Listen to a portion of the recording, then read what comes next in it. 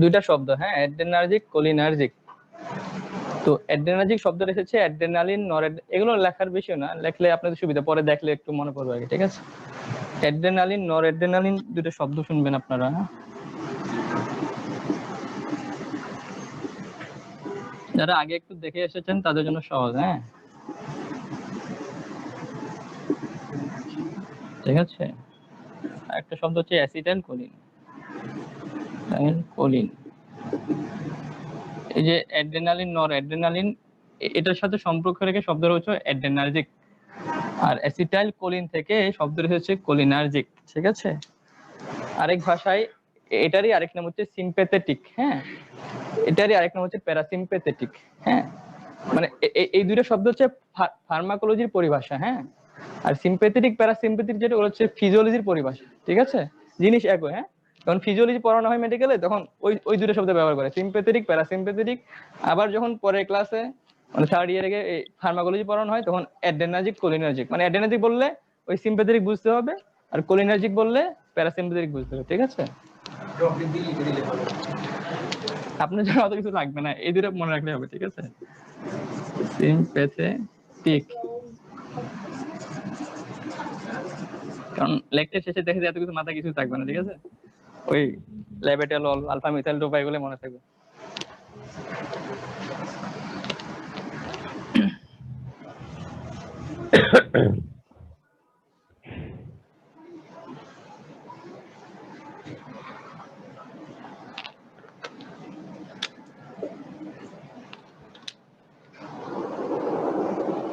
আজান হয়ে গেল।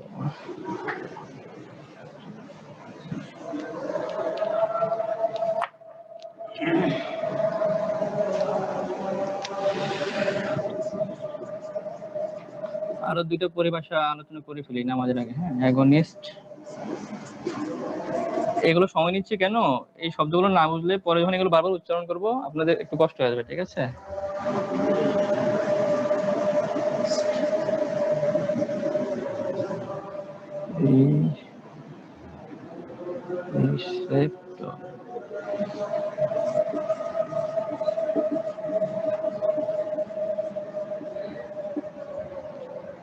আরো দুইটা চারটা শব্দের সাথে পরিচিত হন, অ্যাগনিস্ট, অ্যান্টাগনিস্ট, অ্যাড্রেনোরিসেপ্টর, কোলিনোরিসেপ্টর, ঠিক আছে।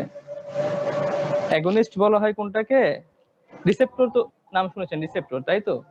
তো রিসেপ্টরের মধ্যে কোনো একটা কেমিক্যাল, সেটা হতে পারে আমার শরীরের ভিতরে তৈরি হয়, যেমন অ্যাড্রেনালিন, নন অ্যাড্রেনালিন আমাদের শরীরের ভিতরে তৈরি হয়, অথবা এগুলোর সাথে সাদৃশ্যপূর্ণ বাইরে যে ওষুধ বা ড্রাগ তৈরি করা হয় সেগুলো যখন বাইরে থেকে দেওয়া হয় শরীরে, তো সেটা তো এক জায়গায় কাজ করবে, একটা রিসেপ্টরের উপর গিয়ে কাজ করবে। স্বাভাবিক যে প্রক্রিয়াটা মানে যেভাবে কাজ করার কথা ওইভাবে করলে সেটা বলে অ্যাগনিস্ট। মনে করেন একটা ড্রাগ, সেটা বাইরে থেকে হতে পারে, হ্যাঁ, অথবা ভিতরে নরঅ্যাড্রেনালিন, এটা কি করে ব্লাড প্রেশারকে স্বাভাবিকভাবে বাড়িয়ে দেয়। মানে মেকানিজমটা শরীরে এভাবেই তৈরি করে আল্লাহ এভাবেই দিয়েছেন, স্বাভাবিক প্রক্রিয়া সে বাড়িয়ে দিবে।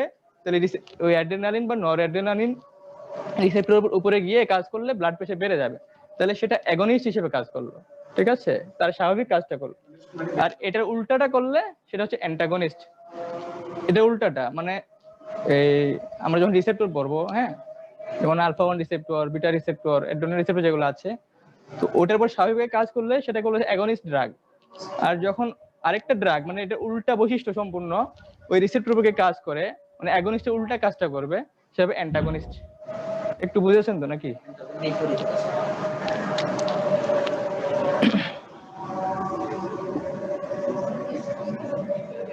আলফা বিটা, হ্যাঁ।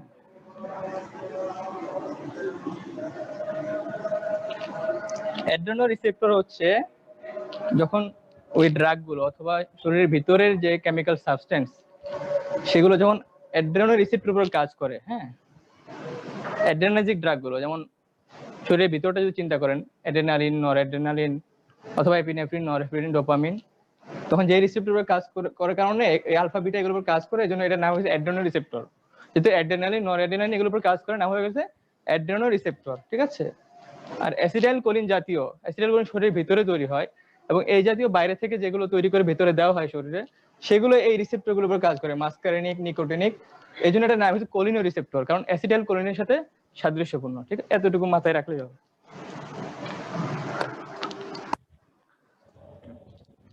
আমরা 10 মিনিট বিরতি নেই, হ্যাঁ, তারপর শুরু করবো ইনশাল্লাহ।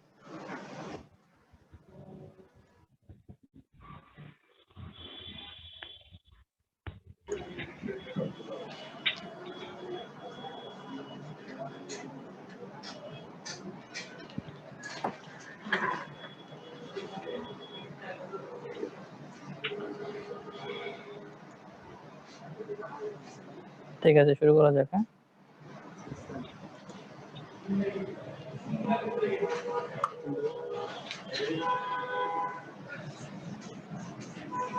একজন বলেন তো তাহলে অ্যান্টাগনিস্ট কি জিনিস?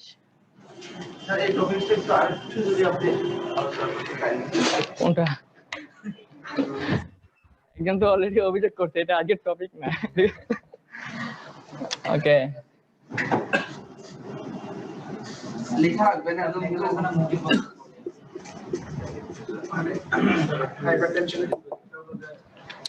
শোনেন, ক্যাটেকোলামাইন্স একটা শব্দ, হ্যাঁ, শব্দটা না বুঝলেও হবে। এর অন্তর্ভুক্ত কি কি ড্রাগ আছে সেটা মনে রাখলে হবে। ঠিক আছে, মানে অ্যাড্রেনার্জিক সিস্টেম থেকে যে জিনিসগুলো আমাদের শরীরে তৈরি হয়, বাইরে থেকে সাপ্লাই না, আমাদের শরীরের ফিজিওলজি সৃষ্টিগত প্রদত্ত যে রাসায়নিক পদার্থগুলো তৈরি হয় অ্যাড্রেনার্জিক সিস্টেমে কাজ করে, ওইগুলোকে ক্যাটেকোলামাইন্স বলা হয়। ঠিক আছে, এটার একটা রাসায়নিক নাম আর কি। ঠিক আছে, আমাদের ওই অ্যাড্রিনাল গ্রন্থ থেকে এক্সট্রা হয় নাকি?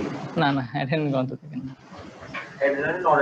অ্যাড্রেনালিন যেটা, এটা অ্যাড্রেনালিন গ্রন্থি থেকে আসে, কিন্তু নর অ্যাড্রেনালিন যেটা, এটা অ্যাড্রেনালিন গ্রন্থি থেকে আসে না। ঠিক আছে, অ্যাড্রেনালিন, নর অ্যাড্রেনালিন, ডোপামিন।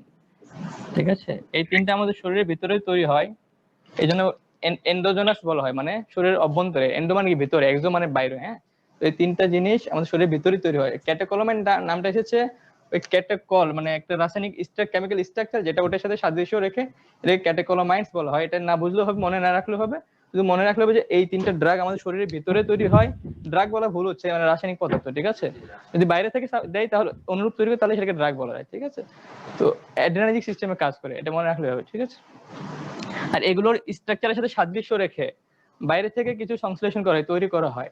ওগুলোর নাম হচ্ছে যেমন আইসোপ্রিনালিন, একটা হচ্ছে আইসোপ্রিনালিন। এগুলো মনে রাখার দরকার নাই, জাস্ট লেকচার হিসেবে আর কি দায়িত্ববোধ থেকে লিখে দিলাম। ঠিক আছে, যদি ঠিক চিহ্ন তো দিয়ে দেয়। হ্যাঁ, আইসোপ্রিনালিন একটা আছে। ঠিক আছে, এটা মনে, এটা অর্থ না, এটা নাম। হ্যাঁ হ্যাঁ, ওই ক্যাটেকল, ক্যাটেকল, এটা রাসায়নিক যে স্ট্রাকচার গুলো থাকে না, বেনজিন স্ট্রাকচার, ওখান থেকে নামগুলো এসেছে আর কি। ঠিক আছে, কোথায় কার্বন থাকে, কোথায় ওএইচ হাইড্রোক্সিল গ্রুপ থাকে, ওইভাবে।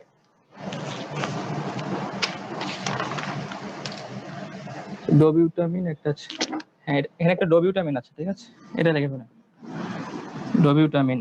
এই দুটো হচ্ছে সিনথেটিক, মানে এক্সোজেনাস, বাইরে থেকে দেওয়া হয়। আর এই তিনটা হচ্ছে শরীরের ভিতরে, এন্ডোজেনাস। ঠিক আছে, এন্ডোজেনাস।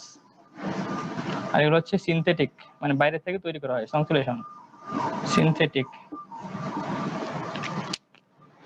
ওকে, হ্যাঁ, লেখেন লেখেন, আমি ওটা থাক, এটাকে একটু সরানো যায় কিনা এটা।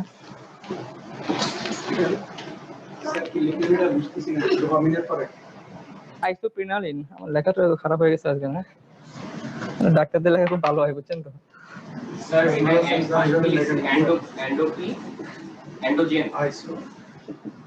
আইসোপ্রিনালিন, PRE। হ্যাঁ স্যার, পাশে কি আছে স্যার? এন্ডোজেনাস, হ্যাঁ, লাস্টে এস হবে। নিচেরটা হচ্ছে সিনথেটিক, সিনথেটিক। হ্যাঁ, এন্ডোজেন বলতে এগুলো শরীরের ভিতরেই তৈরি হয়, আল্লাহ প্রদত্ত। হ্যাঁ, আর এই দুটো এগুলোর গঠনের সাথে সাদৃশ্য রেখে আবিষ্কার করা হয়েছে, এগুলো বাইরে থেকে সাপ্লাই দেওয়া যায়। ঠিক আছে, এই কেমিক্যালগুলো কি মানে ওষুধ হিসেবে কাজ করে? হ্যাঁ, নরমাল তো শরীরে কাজ আছে, এবং এগুলো ওষুধ হিসেবেও তৈরি করে দেওয়া যায়। ডোবিউটামিন, হ্যাঁ হ্যাঁ, বি, হ্যাঁ, ডোবিউটামিন। ঠিক আছে,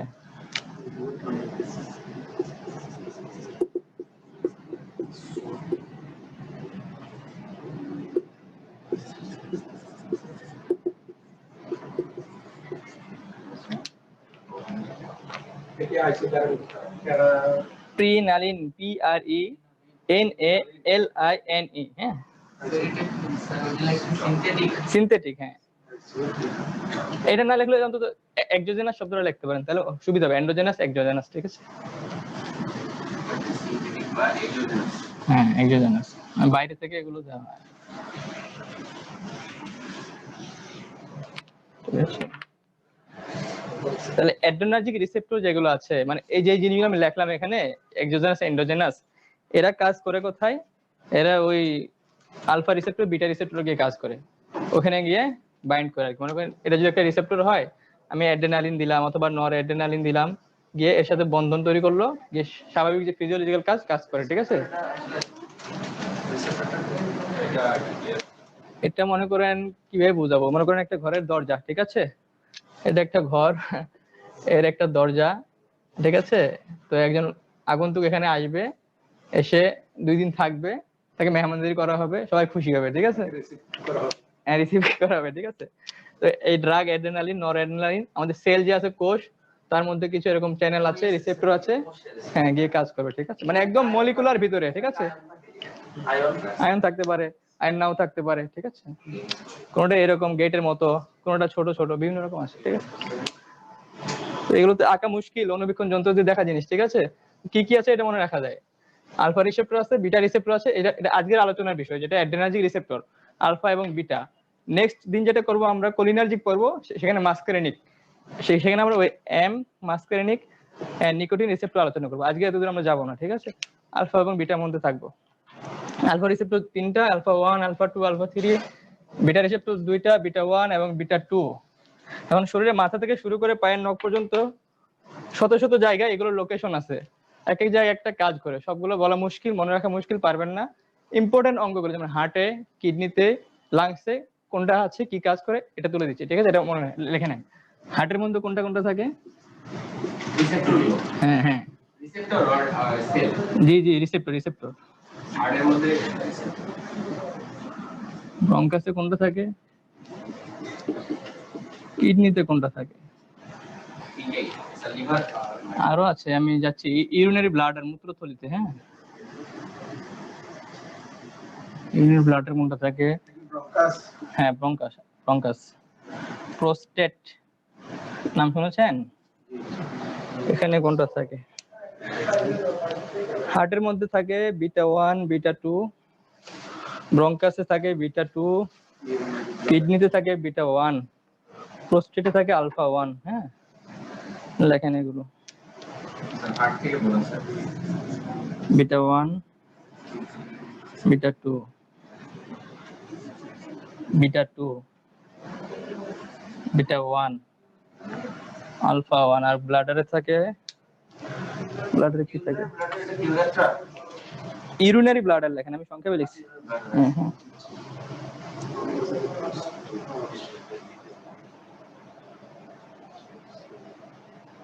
ব্লাডারে বিটা 2 লেখেন, হ্যাঁ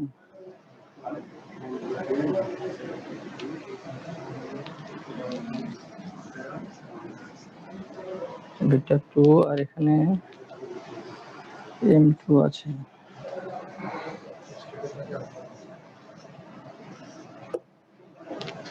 M2 ব্রঙ্কাসে M3 আছে। হ্যাঁ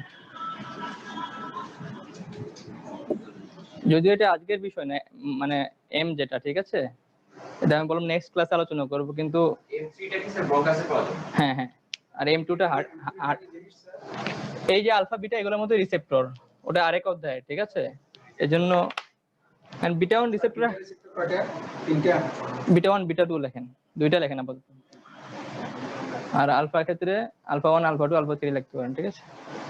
হার্টের মধ্যে যে বিটা 1 রিসেপ্টর, এ কি করে, যখন ওই যে অ্যাড্রেনালিন বলেন, নর অ্যাড্রেনালিন বলেন, অথবা এই জাতীয় যা কিছু আছে, যখন শরীরে দেওয়া হবে, হার্টের উপরে যখন বিটা 1 এর সাথে বাইন্ড করে, বন্ধন তৈরি করে, তখন হার্টের কাজগুলোকে বাড়ায় দেয়। যেমন হার্ট, প্রশ্ন ছিল, এই যে বিটা 1, আলফা 1, এই রিসেপ্টরগুলো কিন্তু সেলের মধ্যে থাকে, সেলের মধ্যে কোনটা সেলে, মানে রিসেপ্টর মানে সেলে থাকবে। এখন সেল বলতে কোথায়, কোনটা হার্টে, হ্যাঁ কোনটা যে হার্ট, সরাসরি হার্টের যে গোস্ত সেখানে থাকতে পারে, হার্টের রক্তনালী আছে সেখানে থাকতে পারে, শরীরের যে রক্তনালী সেখানে থাকতে পারে, ব্রঙ্কাস যেটা শ্বাসনালী রেসপিরেটরি সিস্টেম, সেই ব্রঙ্কাসে বিটা 2 থাকে, ঠিক আছে। তো হার্টের মধ্যে এই বিটা 1 কি করে, হার্ট রেট বাড়াই দেয়। আমি সংক্ষেপে লিখি এইচ আর। হ্যাঁ, হার্ট রেটটা কি করবে, ইনক্রিজ হবে, বাড়াই দিবে। এই চিহ্নটা দিয়ে বুঝবেন যে আমি বৃদ্ধি বোঝাচ্ছি, ঠিক আছে। হ্যাঁ, হার্ট রেট, হ্যাঁ বিটা 1, হার্ট রেট বাড়বে, তাহলে কার্ডিয়াক আউটপুট বাড়বে। ওই সংক্ষেপে লিখতেছি, না বুঝলে বলবেন, আমি পুরোটা লিখতে পারবো, ঠিক আছে। হ্যাঁ, কার্ডিয়াক আউটপুট বাড়বে। ফোর্স অফ কন্ট্রাকশন, হ্যাঁ cardiac output, force of contraction মানে হার্ট তো পাম্প করে, তাই না, একবার সংকোচন প্রসারণ হয়, যখন সংকোচন কিন্তু কন্ট্রাকশন হয়, তো সেই ফোর্সটাকে বাড়াই দিবে, এটাও বেড়ে যাবে, ঠিক আছে। হার্ট রেট বেড়ে যাবে, ঠিক আছে, বেশি দ্রুত কাজ করবে, বেশি শক্তি দিয়ে কাজ করবে। কার্ডিয়াক আউটপুট স্বাভাবিকভাবে যতটুকু রক্ত বের করে হার্ট, তার চেয়ে বেশি বের করবে, ঠিক আছে। এই বিটা 1 রিসেপ্টর যখন অ্যাক্টিভেট হবে, যখন অ্যাড্রেনার্জিক ড্রাগ গুলো আইদার অ্যাড্রেনালিন, নরঅ্যাড্রেনালিন, ডোপামিন, আইসোপ্রিনালিন, ডোবিউটামিন যত কিছু আছে, যখন এই বিটা 1 এর সাথে বাইন্ড করলো, তাহলে হার্টের মধ্যে এই পরিবর্তনগুলো হবে, ঠিক আছে। বিটা 2 করবে কি, সারা শরীরে রক্তনালী আছে না, যার মাধ্যমে অক্সিজেন এবং পুষ্টি সারা শরীরে পৌঁছায়, মানে হার্ট এত কাজ করে, তারও তো পুষ্টি লাগবে, অক্সিজেন লাগবে। তো হার্টেরও কিন্তু আবার ব্লাড সাপ্লাই আছে, এটা করোনারি আর্টারি বলে, তাই না। সেই করোনারি আর্টারিকে ডাইলেটেশন মানে একটু প্রসারিত করে দেবে, ঠিক আছে, করোনারি ডাইলেটেশন।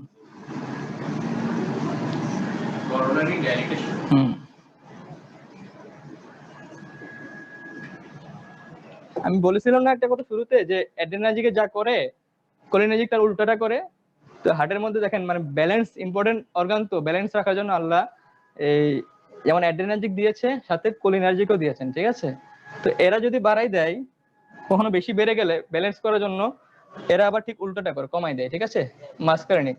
তো এখানে এগুলো উল্টাটা লিখে ফেলেন, যেমন হার্ট রেট কমাই দিবে, কার্ডিয়াক আউটপুট কমাই দিবে, ফোর্স অফ কন্ট্রাকশন কমাই দিবে। কোনটা, এই যে এম এম যেগুলো বাংলা হার্ট রেটের বাংলা কি, হ্যাঁ আচ্ছা, করোনারি আর্টারি ডাইলেটেশন লেখেন। হ্যাঁ, করোনারি আর্টারি হচ্ছে হার্টের যে আর্টারিটা, ধমনী, আর্টারি মানে ধমনী, হৃৎপিণ্ডের ধমনী প্রসারিত হবে, মানে স্বাভাবিক ডায়ামিটার যেটা, তার চেয়ে মনে করেন একটু বেড়ে গেল। হ্যাঁ, ঠিক আছে। তাহলে এখানে হার্ট রেট কমবে, কার্ডিয়াক আউটপুট কমবে, ফোর্স অফ কন্ট্রাকশন কমবে। এটা আমি ফাঁকিবাজির জন্য লেখা, আপনারা এইভাবে লেখেন, এরকম কোনো শব্দ নেই, এফওসি, ঠিক আছে।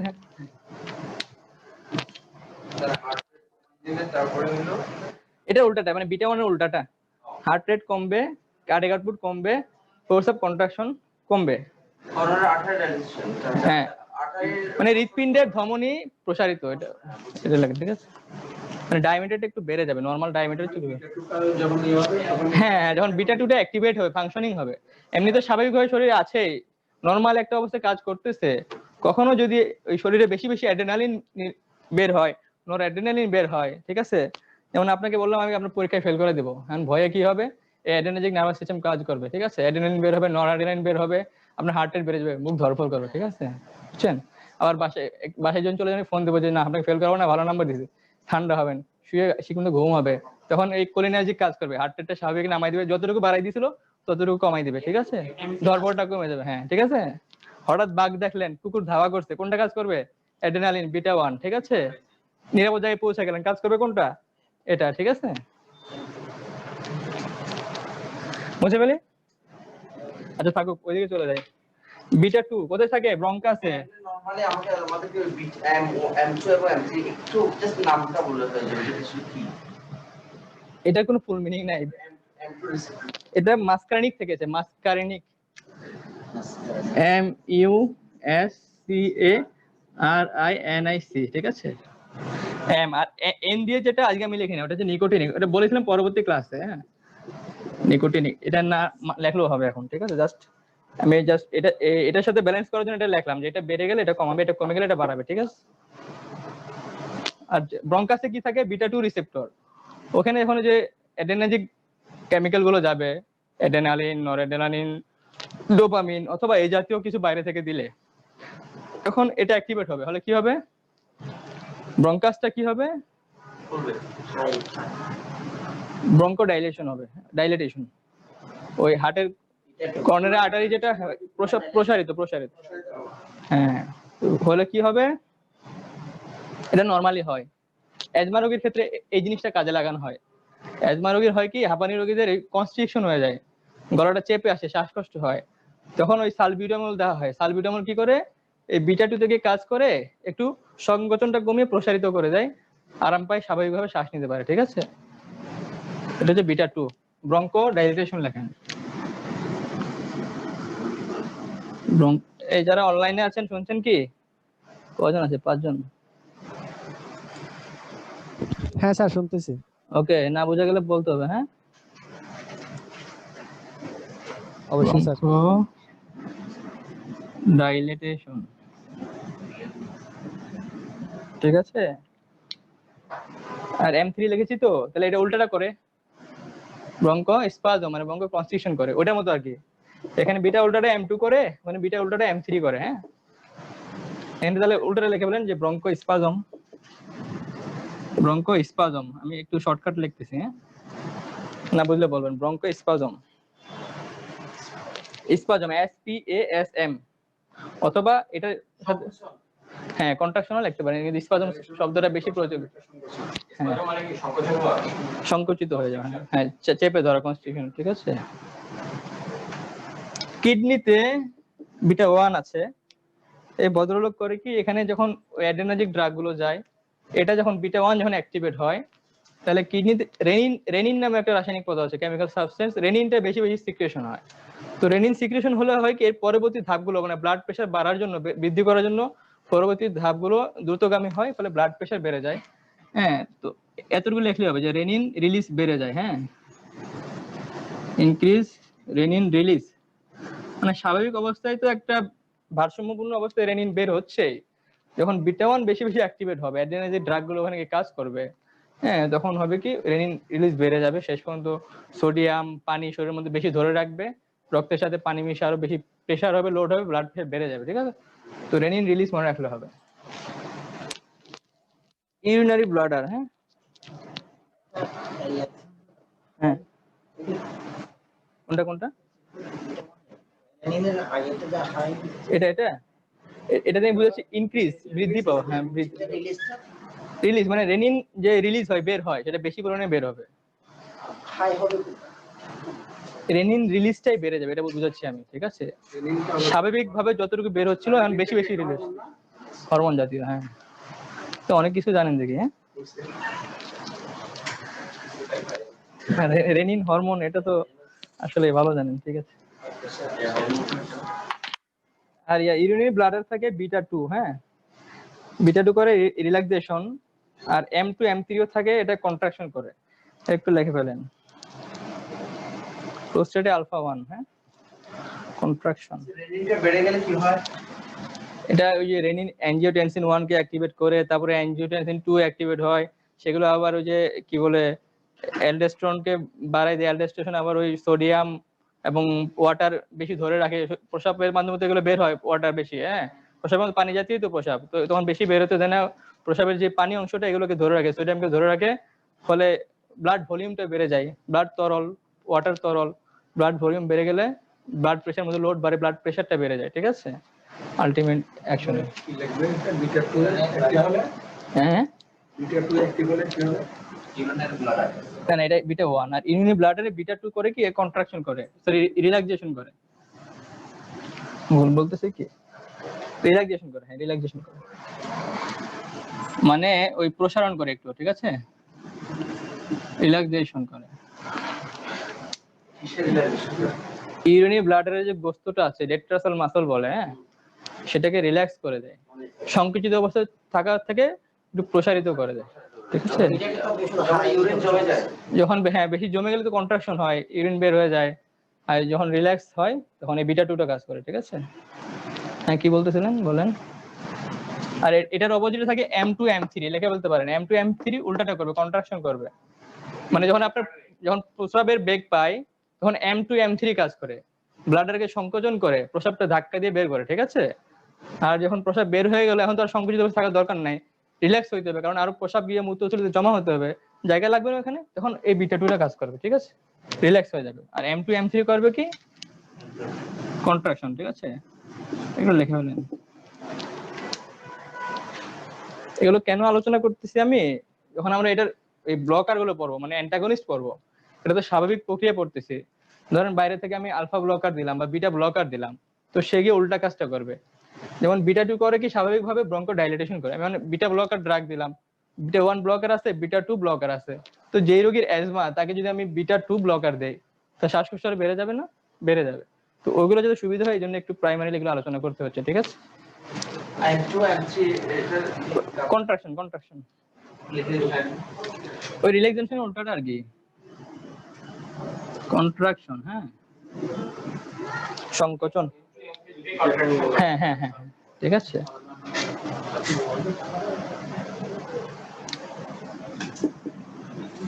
আর প্রোস্টেটে কন্ট্রাকশন করে, হ্যাঁ। প্রোস্টেট মিন্স প্রোস্টেট হচ্ছে, এটা যদি ইউরিনারি ব্লাডার হয় সাপোজ, হ্যাঁ, এই তো আপনি প্রস্রাব করবেন, যদি মূত্রনালী হয়, তাহলে এই ইউরিনারি ব্লাডার এবং মূত্রনালীর চারপাশে নিচের দিকে একটা আরেকটা প্রোস্টেটের মতো, ব্লাডারের মতো একটা গ্ল্যান্ড থাকে, গ্রন্থি থাকে, হ্যাঁ, এটাকে প্রোস্টেট বলে। যাদের বয়স বেশি 45, 50, 55, 60, 70, এদের হয় কি এই প্রোস্টেটটা অনেক বড় হয়ে যায়, ফুলে যায়, মানে এখানে সেলগুলো বড় হয়ে যায়, সাইজে বড় হয়ে যায়, হলে হয় কি এখানে তখন ওই মূত্রনালীতে চাপটা পড়ে বেশি, চাপ পড়লে এরা ঘন ঘন প্রস্রাব করতে হয়, প্রস্রাব আটকে রাখতে পারে না, তখন এটাকে বলে বিপিএইচ, বিনাইন প্রোস্টেটিক হাইপারপ্লাসিয়া, মানে এই প্রোস্টেটটা সাইজে বড় হয়ে যায়, হাইপার হয়ে যায়, ঠিক আছে। তো সেক্ষেত্রে আমরা করি কি, আলফা 1টা করে কি প্রোস্টেটে কন্ট্রাকশন করে, কন্ট্রাকশন করলে তার প্রস্রাবের বেগ বেড়ে যাবে, কারণ এটা যদি প্রস্রাবের রাস্তার পাশে আছে, কন্ট্রাকশন করলে চাপ দিলে প্রস্রাব বেশি হবে না। তো এর তো বয়স হওয়ার কারণে এই সমস্যাটা অলরেডি হয়ে গেল। আর আলফা 1ও এই কাজটাই করে। তখন এটাকে ঠেকানোর জন্য আমরা এটা উল্টাটা দিব, আলফা 1 ব্লকার দিব। আলফা 1 ব্লকার হলে হবে কি, যখন কন্ট্রাকশন না হয়ে উল্টাটা করবে, অ্যান্টাগনিস্ট রিল্যাক্সেশন করবে, তখন সে কিছুটা আরাম পাবে, ঠিক আছে, বুঝে আসছে? এগুলো তোলা হয়েছে তো না? ওকে,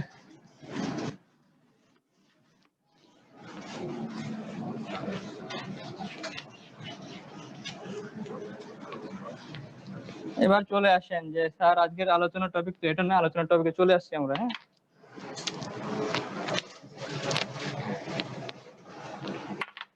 আলফা ব্লকার, অ্যান্টাগনিস্ট, হ্যাঁ, অ্যান্টাগনিস্ট অথবা ব্লকার, ঠিক আছে, একই কথা। আলফা 1 ব্লকার কি আছে দেখেন, আলফা 2 ব্লকার, আলফা 1 আলফা 2 দুইটাই,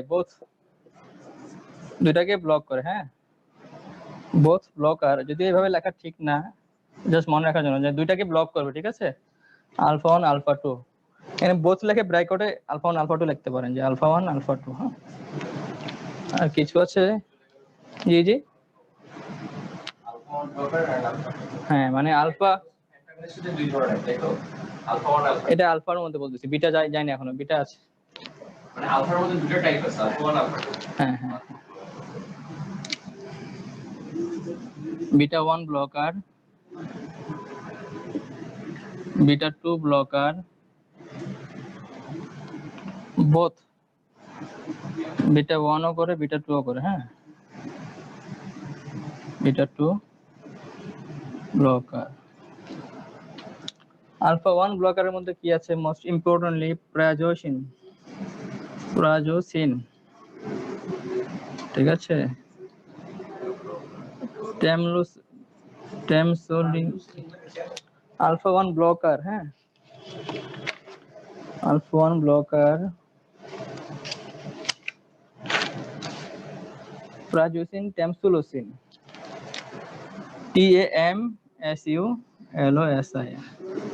তাহলে যেই লোকটা বিপিএইচ, হ্যাঁ, বয়স বেশি, সমস্যা হচ্ছে, তাকে আমরা ট্যামসুলোসিন দেই। ট্যামসুলোসিন করে কি আলফা 1 কে ব্লক করে দেয়, যেটা প্রোস্টেটে আছে, তখন এই যে তার প্রস্রাবের যে সমস্যাটা কিছুটা আরাম পায়, ঠিক আছে। আর আলফা 2 ব্লকারের মধ্যে কি আছে, এটা ইম্পর্টেন্ট না, বিটাটা লাগবে, এটা নর্মাল বিসেপ্টর কিন্তু লিখতে হচ্ছে। আলফা 1 টা ট্রাই করবে প্রাজোসিন, প্রাজোসিন, ট্যামসুলোসিন, হ্যাঁ, ক্যাম এটা না ক্যাম TAM, M ম ম, হ্যাঁ হ্যাঁ হ্যাঁ, ড্রাগের নাম এগুলো। এই বিটা 1 লেখেন, ইম্পর্টেন্ট গুলো আগে লিখতেছি, ঠিক আছে। এটেনোলল, এটা beta 1 blocker. Bisoprolol, prolol, metoprolol, beta 1 blocker. তাহলে যেখানে যেখানে বিটা 1 ছিল আমাদের, হার্টে ছিল, কিডনিতে ছিল, হ্যাঁ, তাহলে সেটাকে ব্লক করে দিবে। তাহলে ওই যে কাজটা হওয়ার কথা ছিল এটা উল্টোটা হবে এখন, ঠিক আছে।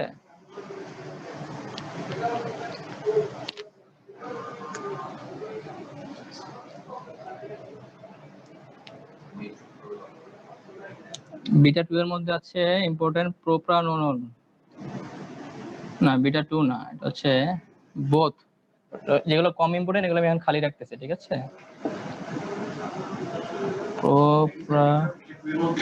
এটা বিটা 1 এবং বিটা 2 মানে দুইটাকে ব্লক করবে, হ্যাঁ। বিটা 2 এখনো লিখি নাই। প্রোপ্রানোনল,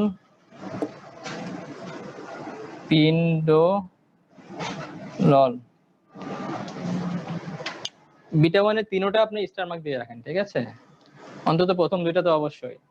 আলফা 1 এর দুইটাকে স্টার মার্ক দেন, এগুলো লাগবে, ঠিক আছে। এগুলো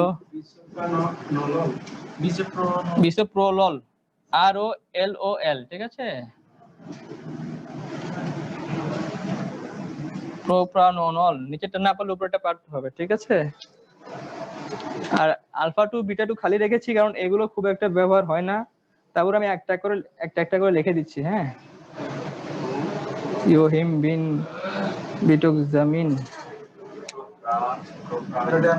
METOPROLOL,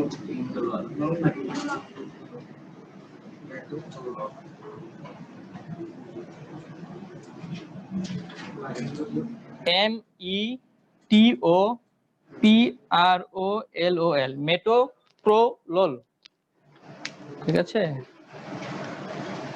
আর এখানে লিখছি ইওহিমবিন, লেখলে লেখেন, না লেখলে দোষ নাই।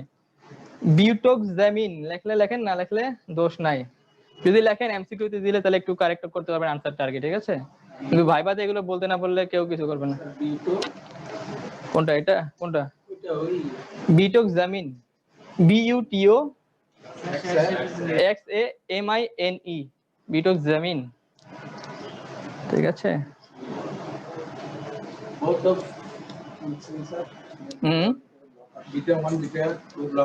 মানে একটা আলফা, একটা বিটা 1 বিটা 2 তো, আর একটা হচ্ছে দুইটাকে করে, মানে বোথ বিটা 1 বিটা 2 দুইটাকে ব্লক করে। যখন আমরা অ্যাটেনোল দিব সে শুধু বিটা 1 কে থামাই দিবে, যখন আমরা প্রোপানোল দিব বিটা 1 বিটা 2 দুইটাকে থামাই দিবে, ঠিক আছে। মানে সে কিডনিতে যেমন কাজ করবে, হার্টেও কাজ করবে, আর ব্রঙ্কাসেও কাজ করবে। তাহলে যেই লোকের অ্যাজমা আছে তাকে কি আমরা ওই যে প্রোপানোল দিব না, কারণ যদিও তার ব্লাড প্রেশার কমাবে, হার্ট রেট কমাবে, সাথে যদি তার অ্যাজমা থাকে তার অ্যাজমাকে বাড়াই দিবে। তখন দিতে হবে আমাদের এমন একটা ড্রাগ যেটা তার প্রেশার কমাবে কিন্তু অ্যাজমাকে আবার ঠিক রাখবে, অ্যাজমা সমস্যা করবে না। এটা আমি পরে আসতেছি একটু। কোনটা কোনটা এখানে? আচ্ছা এটা না লিখলে সমস্যা। ইওহিমবিন, YOHIMBINE, হ্যাঁ, ইওহিমবিন, হ্যাঁ।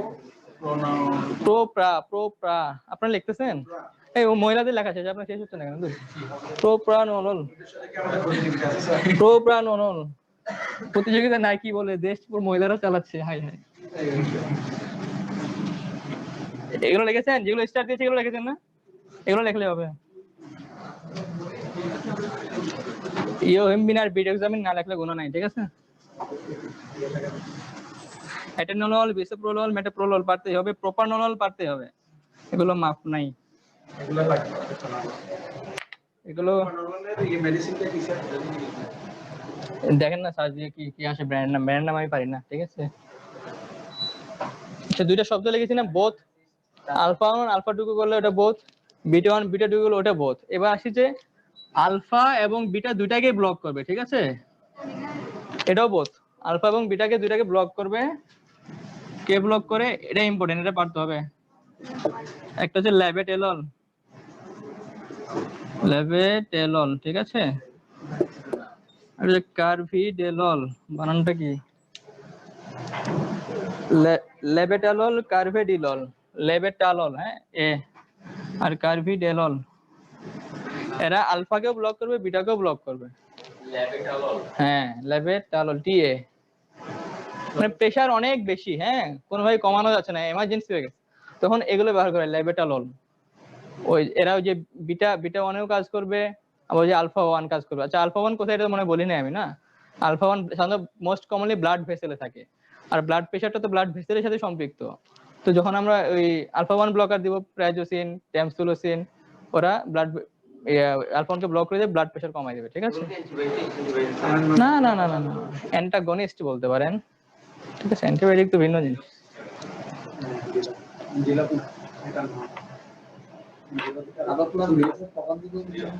এটা আমরা আসতেছি, ওটা আমি বলবো পরে, এটা বললাম আর কি। মানে যখন প্রেশার অনেক বেশি, ওই সিঙ্গেল ড্রাগ দিয়ে কমানো যাচ্ছে না, আলফা ব্লকার দিয়েও কমে না, বিটা ব্লকার দিয়েও কমে না, তখন এমন একটা বেছে নিতে হয় যে আলফাকে ব্লক করবে, বিটাকেও ব্লক করবে, ঠিক আছে?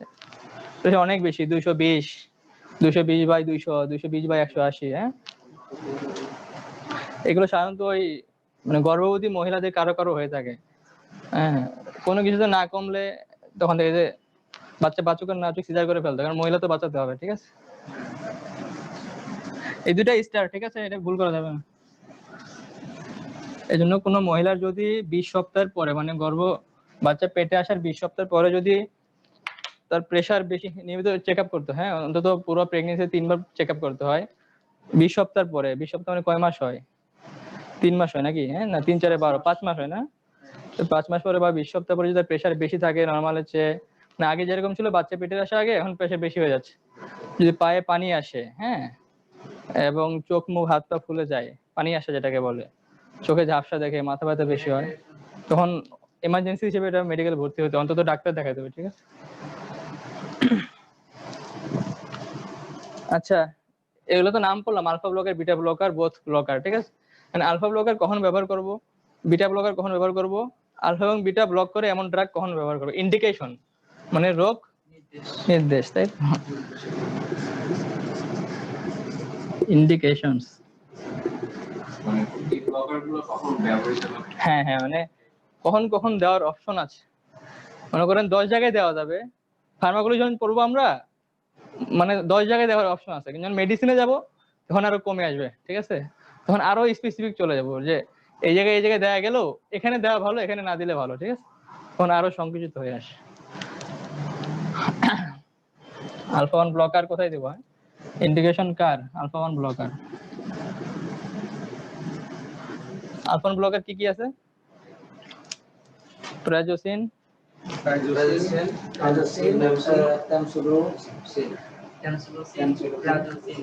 দেখেন hypertensive emergency, chronic hypertension with BPH, hypertensive emergency. আচ্ছা, এটা তো প্রথমে লেখা ঠিক হচ্ছে না, এটা আমি যদি প্রথমে লিখে বলছি পরে লিখতে পারেন, হ্যাঁ, কারণ এমার্জেন্সিতে শুধু আলফা ওয়ান দেয় না, আমরা বোথ দেই, আলফা বিটা দুইটা দেই, হ্যাঁ। এমার্জেন্সি ক্রনিক হাইপারটেনশন, অনেক দিন ধরে আছে, ক্রনিক হাইপারটেনশন, হ্যাঁ, হাইপারটেনশন। অ্যাকিউট মানে হঠাৎ, সাডেন, আগে ছিল না, হঠাৎ করে, ঠিক আছে? Chronic hypertension. একটা হচ্ছে হাইপারটেনশন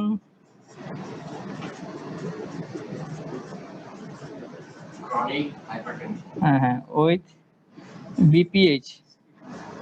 বিপিএইচ মানে হচ্ছে বিনাইন প্রোস্টেটিক হাইপারপ্লাসিয়া, না ব্লাড প্রেশার হয় না, এটা পুরোটা লেখলে একটু কষ্ট হয়ে যায় আপনার জন্য। বিনাইন প্রোস্টেটিক, এই অনলাইনের মহোদয় শুনতেছেন আপনারা?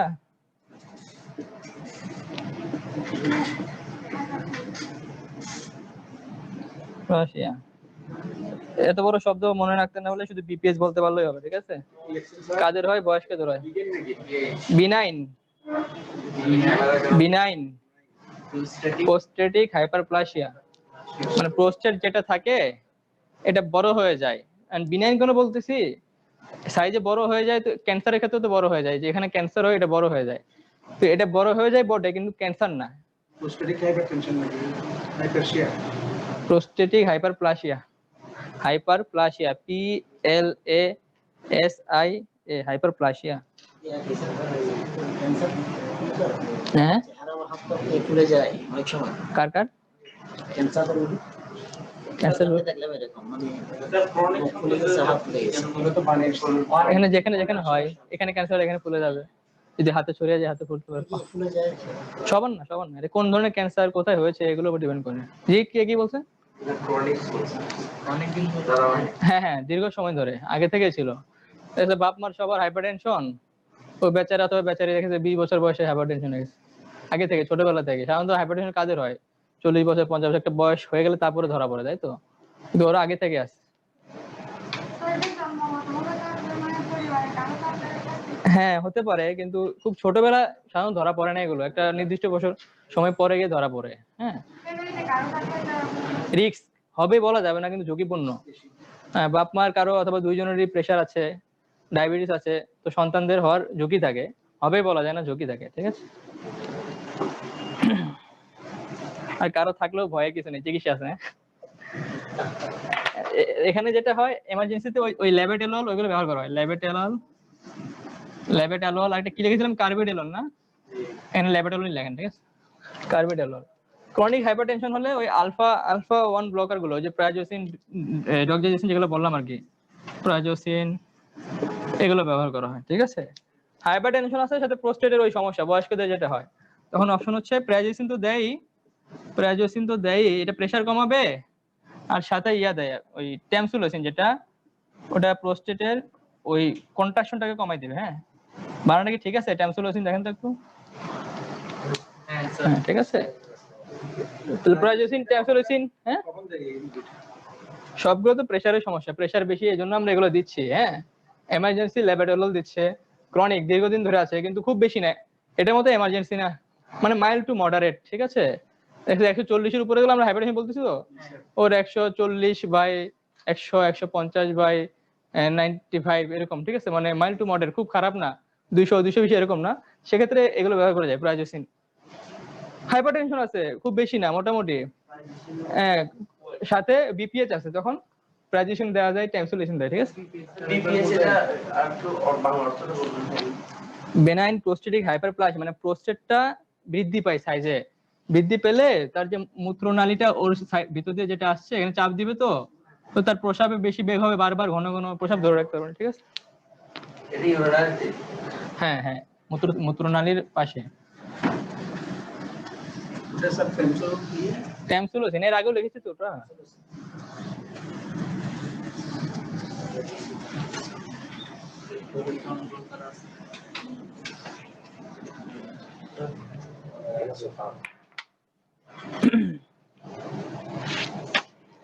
কি কি সাইড ইফেক্ট হতে পারে আলফা ব্লকারের, লেখেন একটু, side effects of alpha blocker. বাংলায় লিখবো, আমি ইংলিশে লিখি, বাংলায় অনুবাদ করার চেষ্টা করব, আপনার সাইডে নোট করে নেন, ঠিক আছে? হ্যাঁ, আলফা ব্লকার লেখেন, সাইড ইফেক্ট। শুধু আলফা ব্লকার? হ্যাঁ, আলফা ব্লকার লেখেন। সাইড ইফেক্ট যখন বলতেছি তখন আলফা ব্লকার, কারণ সবগুলো সবাই করে না, ঠিক আছে? কমনলি বলুন, যেমন একটা হয় ফার্স্ট ডোজ হাইপারটেনশন, মানে প্রথম যখন এই ডোজটা দেওয়া হয়, ফার্স্ট ডোজ হাইপারটেনশন, প্রেসার বেশি, তো আমরা প্রেসার কমানোর জন্য ওষুধটা দিলাম, প্রথম ডোজ দেওয়ার পরে হঠাৎ করে প্রেসার কমে গেল, ভালোর জন্যই দিলাম কিন্তু কমতে কমতে একটু বেশি কমে ফেললো আর কি, ঠিক আছে? মানে এটা তো এই ওষুধের সাথে শরীর পরিচিত না, প্রথমবার দিলাম হঠাৎ করে প্রেসার বেশি কমে যায়, তো মাথা ঘোরা, একটু ঘুরে পড়ে যাওয়ার মতো অবস্থা হয়, ঠিক আছে? এটাকে বলে ফার্স্ট ডোজ হাইপোটেনশন। আর বাংলা বলতে হবে, মানে প্রথম যখন ওষুধটা দেই, প্রথম যে ডোজটি দেওয়ার পরে প্রেসার বেশি কমে গেল হঠাৎ করে, ঠিক আছে? এ বললে আপু সমস্যা নেই তো নাকি? ফার্স্ট ডোজ হাইপোটেনশন, প্রথম যখন ওষুধটা দেওয়া হয় প্রেসার কমে যায়, ঠিক আছে।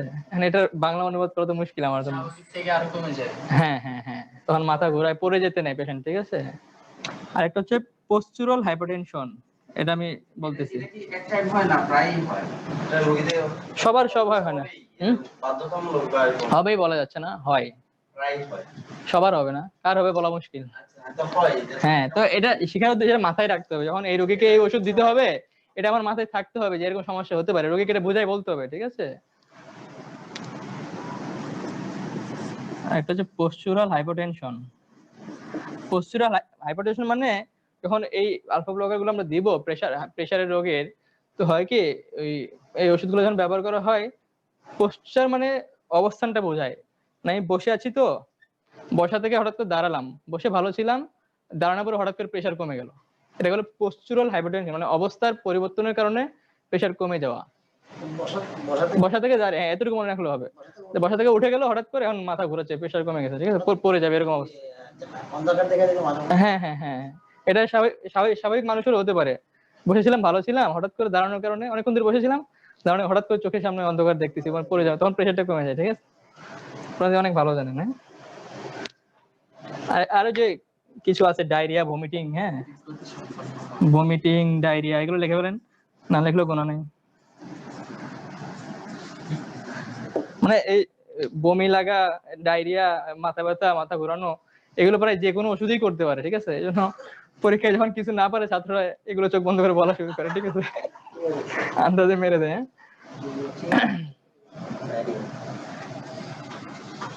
তাহলে এটা একটা সমস্যা কি, ফার্স্ট ডোজ হাইপোটেনশন করে, তো তাহলে যখন রোগীকে এই ওষুধটা দেওয়া হয়, ফার্স্ট ডোজ হাইপোটেনশন হলে সমস্যা কি, এসে পড়ে যেতে নেই, তাই তো। তাহলে এটা একটা টেকনিক হচ্ছে, এই ওষুধটা যদি রাতে বেলা দেই, ঘুমানোর আগে খাবেন, তাহলে পড়ে গেলে তো সমস্যা নেই, ঠিক আছে না। এবার আছেন যে বিটা ব্লকারে কখন কখন দেবো, ঠিক আছে, ইন্ডিকেশনস অফ বিটা ব্লকার, শেষের দিকে চলে আসছি।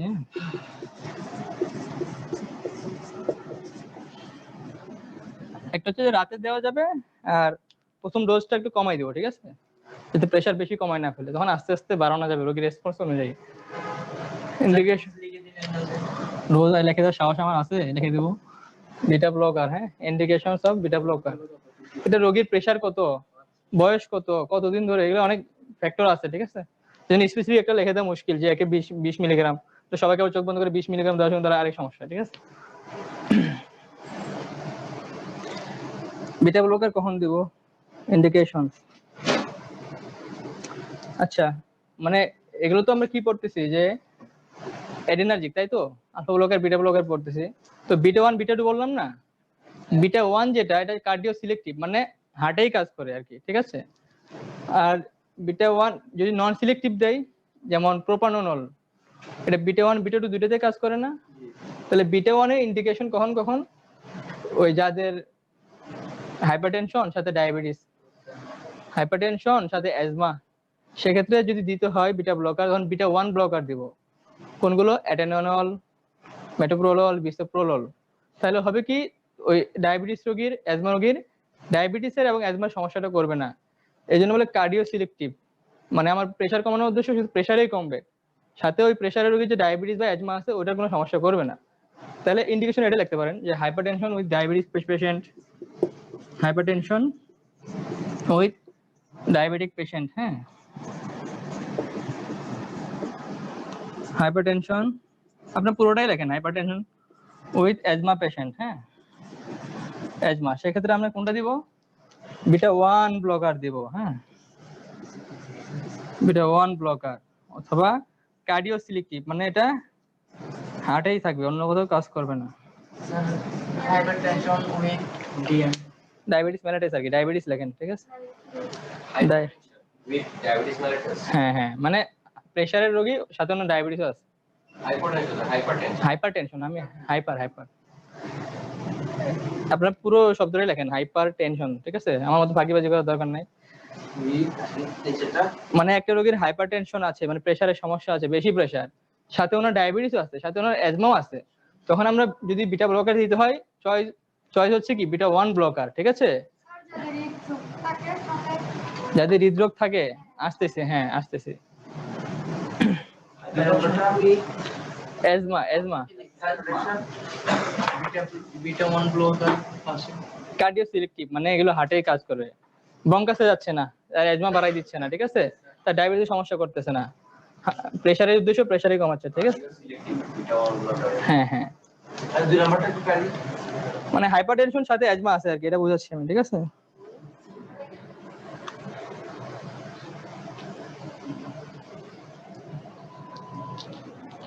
তাহলে বিটা 1টা যদি আবার কার্ডিও সিলেক্টিভ হয়, আর বাকিগুলো হচ্ছে নন সিলেক্টিভ। নন সিলেক্টিভ মানে কোনো সিলেকশন নাই, বিটা 1 বিটা 2 যাকে পাবে সেখানে গিয়ে কাজ করা শুরু করবে, ঠিক আছে। নন সিলেক্টিভ বিটা ব্লকার।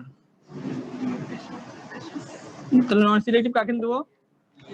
আমাদের প্রেসার কমানোর উদ্দেশ্য তো, তাহলে আমি প্রেসার রোগীকে দিব, কার? যার ডায়াবেটিস নাই, যার হাইপারটেনশন নাই, ঠিক আছে। সেক্ষেত্রে তাহলে বিটা 1 নন সিলেক্টিভ কাকে দেবো? হাইপারটেনশন, হাইপারটেনশন, থাইরোটক্সিকোসিস অথবা হাইপার থাইরয়েডিজম, হাইপার থাইরয়েড যাদের বড় হয়ে যায়, হ্যাঁ, থাইরয়েডিজম। এটা বিটা 2 না, নন সিলেক্টিভ, মানে বিটা 1 2 যে কোনোটাই করতে পারে, আর এটা সিলেক্টিভ কেন? শুধু বিটা 1 কেই করবে, ঠিক আছে, ব্লক করবে। মাইগ্রেন, যাদের হার্টের সমস্যা, হ্যাঁ, হার্ট অ্যাটাক হয়েছে, তাকে যদি দিতে হয়, হ্যাঁ, হাইপার থাইরয়েডিজম, আমার লেখা তো খারাপ আছে, হাইপার থাইরয়েডিজম, ঠিক আছে, হাইপার থাইরয়েডিজম, ঠিক আছে, ISM লাস্টে, সেক্ষেত্রে দেওয়া যায়। কারণ ওই হাইপার থাইরয়েড যাদের সমস্যা হয়, তো সেক্ষেত্রেও ওই TSH হরমোন বেশি বেশি রিলিজ হয়, এরাও আবার ওই যে হার্ট মানে প্রেসার বাড়ায় দেয়। 3 নাম্বার আছে তো সেক্ষেত্রে থাইরয়েড চিকিৎসার পাশাপাশি এই প্রোপ্রানল দেওয়া হয়, প্রোপ্রানল, হ্যাঁ, যে প্রেসারটা কমে থাকে, থাইরয়েড চিকিৎসা। মাইগ্রেন, হ্যাঁ, GRAIN, আর এটা MI, হ্যাঁ ভেরি গুড, অনেক পারেন আপনারা। মাইকার্ডিয়াল ইনফেকশন, হার্ট অ্যাটাক যেটাই লেখেন, ঠিক আছে, মাইকার্ডিয়াল ইনফেকশন। তাহলে হার্ট অ্যাটাকের রোগী যদি দিতে হয়, এগুলো দেওয়ার অপশন আছে, শর্ত হচ্ছে ডায়াবেটিস থাকতে পারবে না, এজমা থাকতে পারবে না। কন্ট্রা ইন্ডিকেশন, হ্যাঁ, কার্ডিয়াল ইনফেকশন, এখানে প্রোপানলটা দেয়, প্রোপানল, ঠিক আছে। হার্ট অ্যাটাক মাইকার্ডিয়াল ইনফেকশন, ঠিক আছে, এগুলোতে দেওয়ার অপশন আছে, কিন্তু যখন ফার্মাকোলজি বলবো এভাবে বলবো যে কোথায় কোথায় দেওয়া যেতে পারে, স্যার এগুলো দেওয়া যেতে পারে, কিন্তু এখানেই দিব এভাবে, এখানে বলার মতো সাহস নেই। ওটা মেডিসিনে গিয়ে আরো সিলেক্ট হয়ে আসবে, মেডিসিন স্পেশালিস্ট, কার্ডিওলজিস্ট, হৃদরোগ বিশেষজ্ঞ, উনি আরো চয়েস করে কমায় নিয়ে আসবে যে কোনটা দিতে হবে, ঠিক আছে। মনে করেন এই 4 প্রকার রোগীকে দেওয়া যায়, অথবা আরো দেওয়া যায়, কিন্তু সবাইকে সবগুলো দিবে না, ওনার ক্ষেত্রে কোনটা ভালো হবে, ওনার ক্ষেত্রে ভালো হবে, এগুলো স্পেশালিটির ব্যাপার, ঠিক আছে, কিন্তু এখানে দেওয়ার সুযোগ আছে।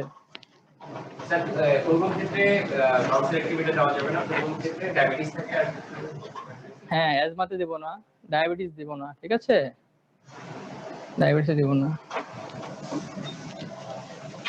এটা নন আলট্রাসের ইয়া কি? আচ্ছা, একটা ইম্পর্টেন্ট জিনিস এখানে ভুলে গেছি আমি, হ্যাঁ, আলফা 1 ব্লকার কন্ট্রাইন্ডিকেশনটা লেখা হয় নাই।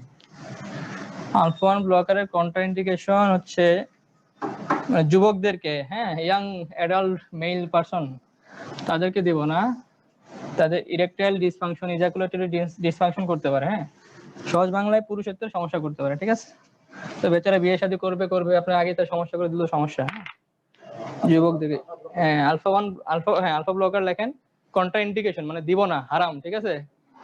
কখন? ইয়াং অ্যাডাল্ট মেল, যুবকদেরকে দিব না, মানে আপনারা নেবেন না আর কি, ঠিক আছে।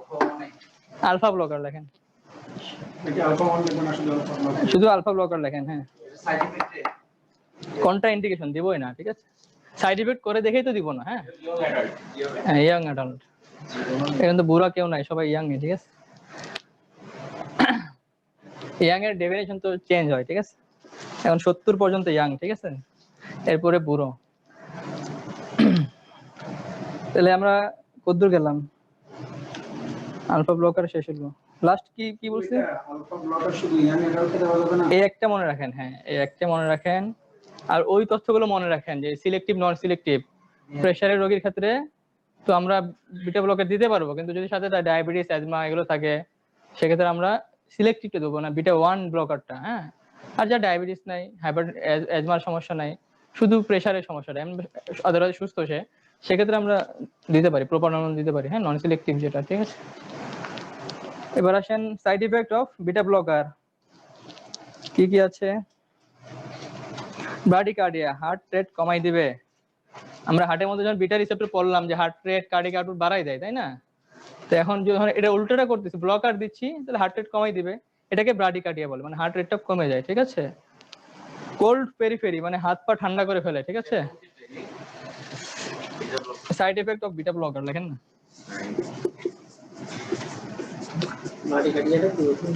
ওই হার্ট রেট কমে যাওয়া, হ্যাঁ এটা সাধারণত আমরা এখানে হিসাব করি আর কি, পালস দেখি না, মানে নর্মাল কত 60 থেকে 90, 90 এর বেশি হলে আমরা সেটাকে ট্যাকিকার্ডিয়া বলি, আর 60 এর কম হলে ব্রাডিকার্ডিয়া বলি। ঠিক আছে, সাইড ইফেক্টস পার্শ্ব প্রতিক্রিয়া কার বিটা ব্লকার?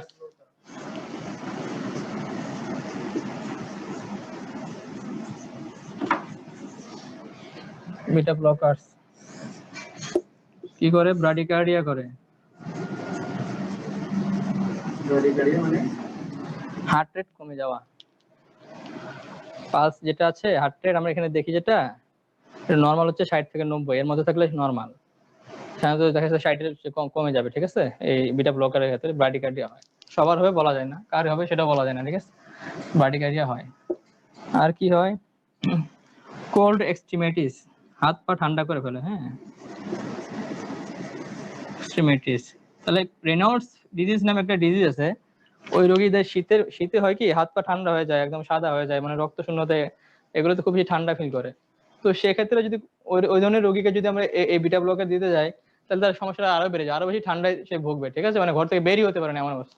তো তাকে আবার এটা দেওয়া যাবে না তাহলে। ঠিক আছে, তার ক্ষেত্রে এটা কন্ট্রাইন্ডিকেশন। ঠিক আছে, একটা ডিসলিপিডেমিয়া মানে লিপিড নরমালের চেয়ে বাড়াই দিবে। হ্যাঁ, ডেমিয়া এই হ্যাঁ, ডিসলিপিডেমিয়া,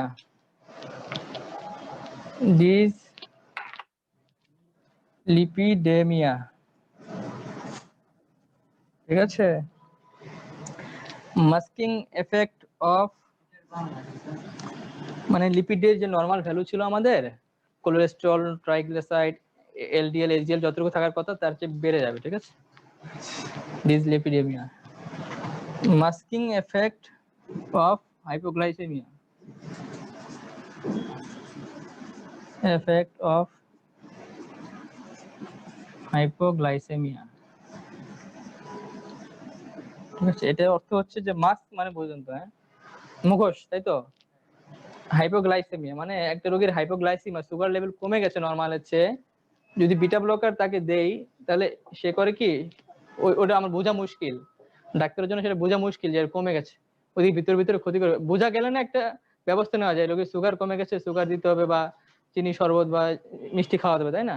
তাহলে ডায়াবেটিস রোগী যাদের, কেন বললাম যে সিলেক্টিভ দিব, ওই ডায়াবেটিস রোগী তো যে কোনো কারণে সুগার বাড়তে পারে কমতে পারে, ঠিক মতো খেলো না, ওষুধ নিল না, সুগার কমতে পারে, তাকে যদি আমি ওই নন সিলেক্টিভ বিটা ব্লকার দেই, করবে কি, হঠাৎ করে যদি তার কোনো কারণে সুগার কমে যায়, এদিকে সে প্রেসারের ওষুধ নন সিলেক্টিভ খাচ্ছে, তখন আমি বোঝা মুশকিল যে তার প্রেসার সুগার কমে গেছে, ওদিকে ভিতরে ক্ষতি হয়ে যাবে। ঠিক আছে, এটা হলো মাস্কিং এফেক্ট, মানে সুগার কমে গেল কিন্তু বোঝা মুশকিল, কখন ওই বিটা ব্লকার যখন ব্যবহার করি। তাহলে কোনটা করতে হবে? বিটা 1 ব্লকার করতে হবে। কঠিন মনে হচ্ছে বেশি? হ্যাঁ, একটু দেখবেন বাসায় গিয়ে। ঠিক আছে, আচ্ছা ইম্পর্টেন্ট যেটা, ব্রঙ্কো কনস্ট্রিকশন করে। হ্যাঁ, ব্রঙ্কো কনস্ট্রিকশন মানে ব্রঙ্কাসকে সংকোচন করে দেয়। হ্যাঁ, ব্রঙ্কাসকে সংকোচন করে দেয়, তাহলে অ্যাজমা রোগীর ক্ষেত্রে এটা দেওয়া যাবে না, শ্বাসকষ্ট, অ্যাজমা, হাঁপানি বেড়ে যায়, বাড়বে কিনা? ব্রঙ্কো কনস্ট্রিকশন মানে ব্রঙ্কাসকে সংকোচন করে দেয়। এখন এগুলো হচ্ছে সাইড ইফেক্ট। হ্যাঁ, এটা তাহলে কোনটা করবে যদি নন সিলেক্টিভ বিটা ব্লকার হয়, যেমন প্রোপানল, পিন্ডোলল, হ্যাঁ টিন্ডোলল, ওগুলো আর কি। আর যদি কার্ডিও সিলেক্টিভ হয় বিটা 1 তাহলে আবার ওটা করবে না, ঠিক আছে? একটার মধ্যে সব চলে আসে, এগুলো একটু নিজে নিজে আলাদা করতে পারতে হবে। হ্যাঁ, তাহলে সাইড ইফেক্ট এখন যদি আমি বলি কন্ট্রা ইন্ডিকেশন, কোনটা কোথায় দিব না, তাহলে একটা বললাম যে রোগীর ওই রেনল্ডস ডিজিজ বলছিলাম যে হাত পা ঠান্ডা থাকে, সমস্যা হয়, তার ক্ষেত্রে এটা দেওয়া যাবে না, ঠিক আছে না? ডায়াবেটিস রোগীর ক্ষেত্রে নন সিলেক্টিভটা দেওয়া যাবে না, কারণ তার সুগার কমে গেলে বোঝা যাবে না, মাস্কিং এফেক্ট, মুখোশ আড়াল করে ফেলবে। অ্যাজমা রোগী, হ্যাঁ তার তো এমনিই তো গলা চেপে আসতেছে, শ্বাস নিতে সমস্যা, হ্যাঁ আমি যদি বিটা ব্লকার দিয়ে আরো তো বঙ্কর কনস্টিটিউশন করবে থাকে, তাহলে সেটা আমরা দিতে পারবো না, ঠিক আছে? কোনটা? নন সিলেক্টিভটা। কোনটা? নন সিলেক্টিভটা। তাহলে কন্ট্রা ইন্ডিকেশনটা লেখেন একটু।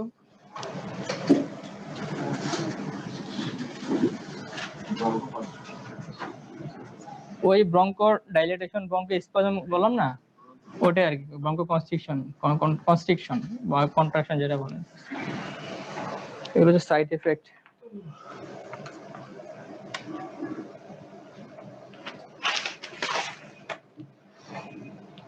তাহলে কন্ট্রা ইন্ডিকেশনটা লিখে ফেলেন, নিজেরা পারবেন তো, কখন দেবো না?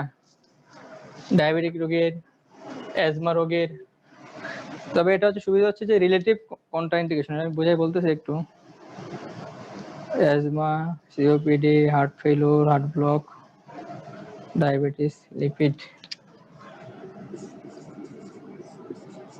Contra indication.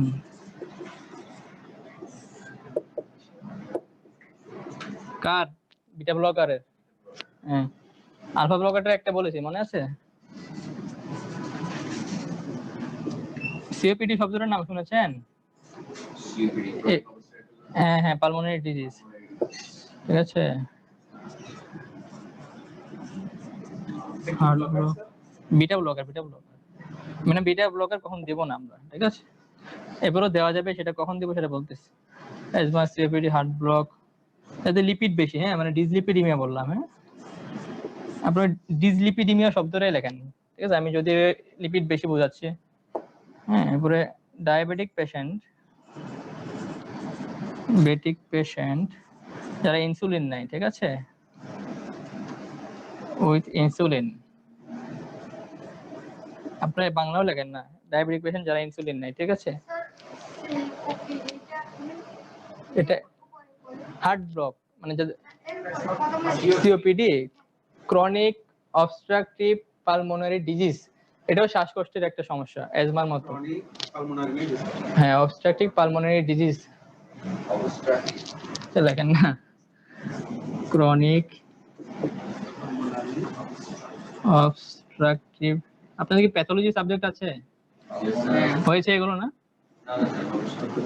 সেগুলো সেখানে আলোচনা করা হয়। হ্যাঁ, আরে ডিজিজ সিওপিডি আর কি। হ্যাঁ, ডায়াবেটিক পেশেন্ট ইনসুলিন যে নেয় তাকে কেন দিব না? কারণ ইনসুলিন কেন দেয়? ডায়াবেটিস রোগী তো সুগার বেশি, তাই তো ইনসুলিন দেয় সুগার কমানোর জন্য। তো কোনো কারণে যদি ইনসুলিন সে ভুল করে বেশি নিয়ে নেয়, অথবা ইনসুলিনের সাইড ইফেক্ট হিসেবে যদি সুগারটা বেশি কমে যায়, হাইপোগ্লাইসেমিয়া হয়, তো আমরা বললাম যে মাস্কিং করে, মানে বোঝা যায় না, এই জন্য আর কি সেক্ষেত্রে দেবো না। ডায়াবেটিক পেশেন্ট তারা ইনসুলিন নেয়, এদের লিপিডের পরিমাণ বেশি, সাধারণত দেখা যায় ডায়াবেটিস রোগীর লিপিডও বেশি থাকে, 5, 6, 7, 10 বছর হয়ে গেছে, লিপিড প্রোফাইল করে দেখেছে লিপিড অনেক বেশি, কোলেস্টেরল বেশি, ট্রাইগ্লিসারাইড বেশি, এইচডিএল বেশি, এলডিএল বেশি। হার্ট ব্লক এক্ষেত্রে আমরা দিব না। তবে মজার বিষয় হচ্ছে এই কন্ট্রা ইন্ডিকেশন মানে 100% না, মানে দিবই না এরকম না, এটা বলে রিলেটিভ কন্ট্রা ইন্ডিকেশন। আর একটু সহজে নন সিলেক্টিভটা দিব না এসব ক্ষেত্রে, কিন্তু সিলেক্টিভটা দেওয়ার সুযোগ আছে। কঠিন লাগতেছে? হ্যাঁ হ্যাঁ, কন্ট্রা ইন্ডিকেশন মানে বলতেছি কি আমি যে দিব না। যদি আরেকটু ভিতরে বলি, সাধারণত নন সিলেক্টিভটা দিব না, ওইগুলোতে এগুলো ঝামেলাগুলো বেশি। যদি সিলেক্টিভ দেয়, যেমন বিটা 1 সিলেক্টিভ দিব আমরা, বিটা 1 ব্লকার, ও তার বিটা 2 তে যাবে না, ব্রঙ্কো কনস্ট্রিকশন করবে না, ব্রঙ্কাসে যাবে না, কারণ ব্রঙ্কাসে বিটা 2 না, বিটা 1 না, বিটা 2। আমি যদি বিটা 1 ব্লকার দেই তাহলে তো তার অ্যাজমার সমস্যা করবে না, সিভিলি সমস্যা করবে না। যদি নন সিলেক্টিভ দেই তাহলে কি নন সিলেক্টিভ দিব না অ্যাজমার ক্ষেত্রে। হ্যাঁ হ্যাঁ হ্যাঁ, নন সিলেক্টিভ বিটা ব্লকার। একইভাবে এই ডায়াবেটিস লিপিড যাদের বেশি হার্ট ব্লক একই কথা, ঠিক আছে। অন্তত এই দুটো তো বলতে পারতে হবে, হ্যাঁ, কঠিন লাগলেও এই দুটো শব্দ বারবার আমি বলতেছি শুরু থেকে। অ্যাজমা রোগী, ডায়াবেটিক রোগী, ঠিক আছে, তাদের ক্ষেত্রে সিলেক্টিভ দেবো যদি দিতেই হয় সিলেক্টিভটা, নন সিলেক্টিভ না, প্রপার নন না, ঠিক আছে, যেগুলো আছে আর কি, ওই যে কি বলে অ্যাডেনালল, বিসোপ্রোলল, এগুলো। হ্যাঁ,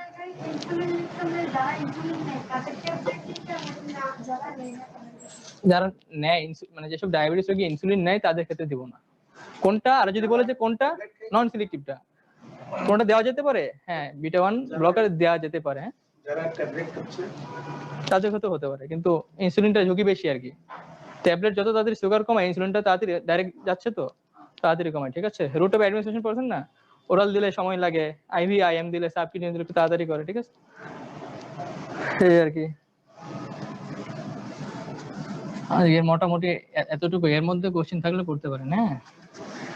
আর আপু যেটা বলছে যে হার্টের রোগীর ক্ষেত্রে, ওই হার্টের মধ্যে তো আমাদের বিটা 1 রিসেপ্টর গুলো থাকে, হ্যাঁ, বিটা 1 বিটা 2 বললাম।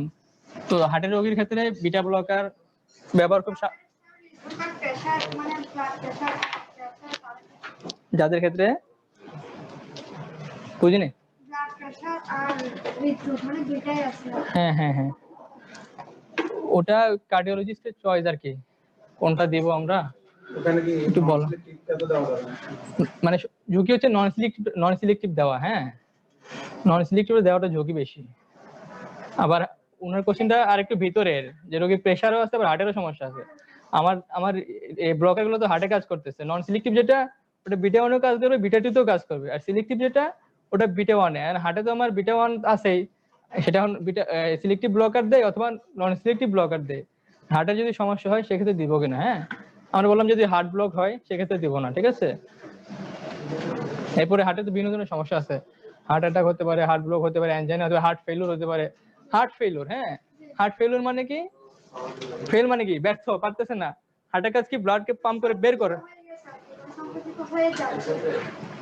না। হার্ট ফেলিওর মানে সংকুচিত হওয়া না, হার্ট ফেলিওর হচ্ছে যে ফেল মানে কি ব্যর্থ, কাজ করতে পারে। হার্ট স্বাভাবিকভাবে যতটুকু পাম্প করে বের করে, যখন ফেলিওর হয়ে যায় ঠিক সেটা করতে পারে না।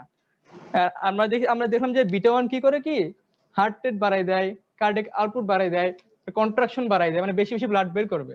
তো যদি হার্ট ফেলিওরের পেশেন্ট হয়, যখন আমরা বিটা 1 ব্লকার দিব অথবা নন সিলেক্টিভ দেই, তখন তো উল্টোগুলো করবে, হার্ট রেট কমাই দিবে, হ্যাঁ, এরপরে আপনার ওই যে ফোর্স অফ কন্ট্রাকশন কমাই দিবে। এমনি তো হার্ট ফেলিওর রোগী ঠিকমতো ব্লাড বের করতে পারতেছে না, আমরা আরো ব্লকার দিয়ে আরো কমাই দিলাম, রোগী আর খারাপ হয়ে যাবে, ঠিক আছে। হার্ট না, নন সিলেক্টিভ বলেন আর সিলেক্টিভ বলেন দুইটাই হার্ট ফেলিওর রোগীর ক্ষেত্রে, ঠিক আছে। কিছুটা বুঝাতে পারছি? ওকে, থ্যাংক ইউ। আর কারো কোশ্চেন করতে বলে, যারা অনলাইনে আছেন, কোনো কোশ্চেন আছে? আমাদের আলোচনা প্রায় শেষ। আচ্ছা, হ্যাঁ, ওই যে বাংলা ইংলিশ একটা কোনো সমস্যা, কোয়েশ্চেন নেই।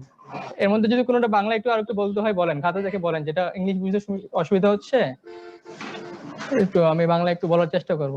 মানে সরাসরি অনুবাদ করা তো কঠিন আমার জন্য, বাংলা যতটুকু বোঝানো যায়, ঠিক আছে। আর কিছু টপিক ছিল যেমন ওগুলো ভুল আসছে, ওগুলো আগের দিনের টপিক গুলো এখানে চলে আসছে, ওই, ঠিক আছে, এখানে দেয় না। অটোনমিক নার্ভাস সিস্টেমের মধ্যে ফার্মাকোলজিতে এগুলো আছে, যে অ্যাডেনার্জিক, কোলিনার্জিক, ব্লকার, অ্যাগনিস্ট, অ্যান্টাগনিস্ট, ঠিক আছে। আপনারা প্রথম থেকে একটু ভয় পেয়ে গেছেন, আর একটু শর্ট করছি, ভিতরে আরো কিছু কথা ছিল, কিন্তু ব্লকার গুলো বললাম না, অ্যাগনিস্ট অনেকগুলো ছিল, এগুলো তো অ্যান্টাগনিস্ট সব বলছি আমি। অ্যাডেনালিন, নরঅ্যাড্রেনালিন, এগুলো সাদৃশ্য অনুযায়ী মানে সিনথেটিক আর অনেকগুলো ছিল, সেগুলো আমি এড়িয়ে গেছি, বলি নাই।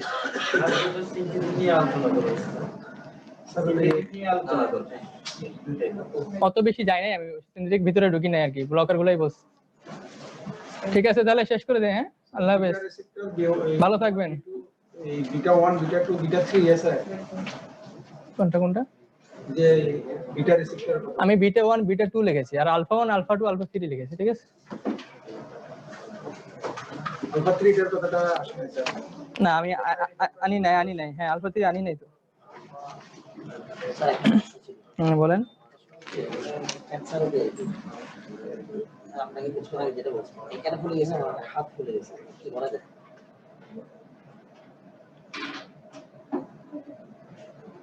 ঠিক আছে, আমরা তাহলে শেষ করে দিচ্ছি। যারা অনলাইনে আছেন কোনো কোশ্চেন নাই না? একটু ডেইলি পড়াটা ডেইলি দেখে নেবেন কেমন, তাইলে পরীক্ষার আগে কষ্টটা হবে না। ওকে, ভালো থাকেন, পড়াশোনা